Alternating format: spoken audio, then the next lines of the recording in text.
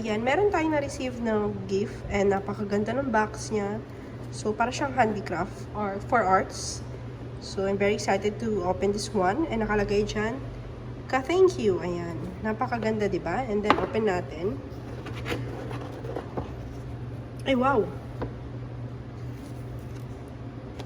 Kaya pala ka-thank you. Ka-thank ko pala to, diba? Napaka-unique idea naman ng gift set na to. Oh, kompleto na para sa mga sign of aging na dyan. O, napakaganda. May alcohol. Para sa mga isipon tsaka ubo. So, halata naman sa aking boses. Saktong-sakto sa akin to. Para sa mga nabibiyahe. So, akala ko pamiswa. May pamiswa sila. So, hindi pala. Part pala yan ng art. Diba? Para siyang, para sa ating lulutuin miswa.